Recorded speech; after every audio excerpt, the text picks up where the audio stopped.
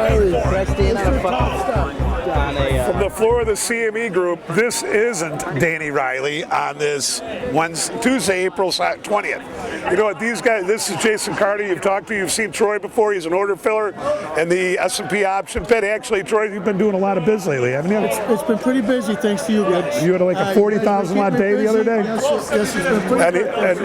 And Jason Carter, he's behind a lot of this. Best customer on the planet, right here. Yeah. Best customer on the planet. Well, we're a desk, aren't we? All right. Well, thanks. But anyways, back to the real world, and what this is going to be about today. This is going to be called the Great Fade.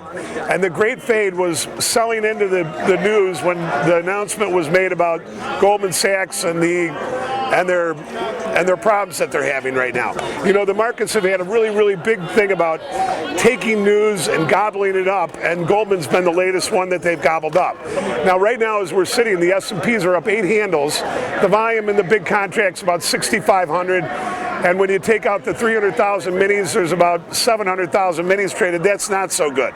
But the S&P is right now up 8 handles at the 1203, 1204 level.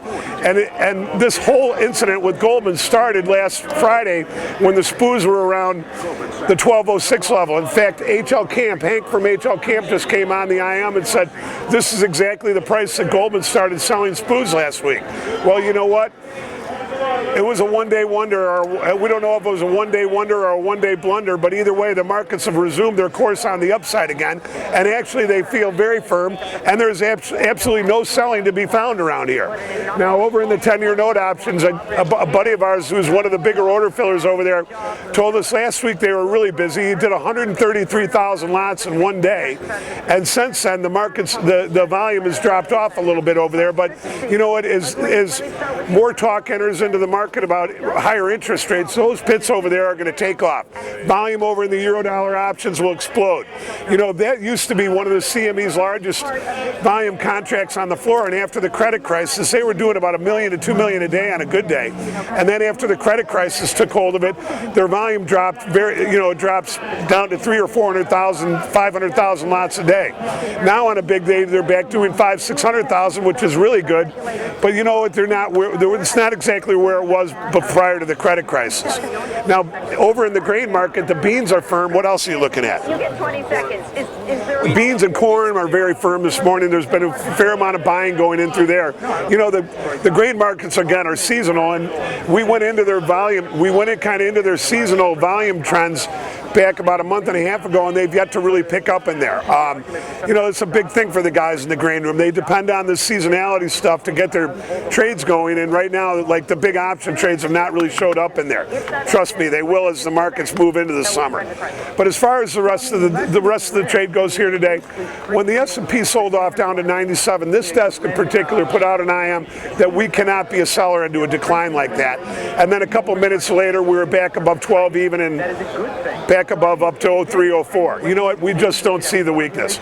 You can like them, you can hate them, you can do whatever you want, but selling S&Ps in a quiet market is very bad for your health, and we're not part of that.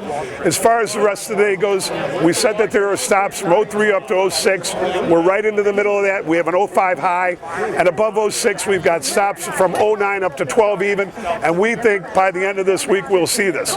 Now, you know what? We did say that we thought we were going to see some lower prices on one of our videos earlier in the week, and that was when the S&P was down at 1180 and the markets looked so bad. But you know what? You've got to get in front of this thing. You can't sit around. You can't wait for things to happen. In this type of market, when the market moves, you got to go with it. So you know what? We're just like anybody else. One day we may say one thing, but the way the markets move, that dictates what the price action of what we come up with when we do our equity report in the morning and some of the summaries that we put out to some of the customers that we talk to during the day. You know what? We'd like to give you more to feed on. Right now, there's only about 40 locals in the S&P pit.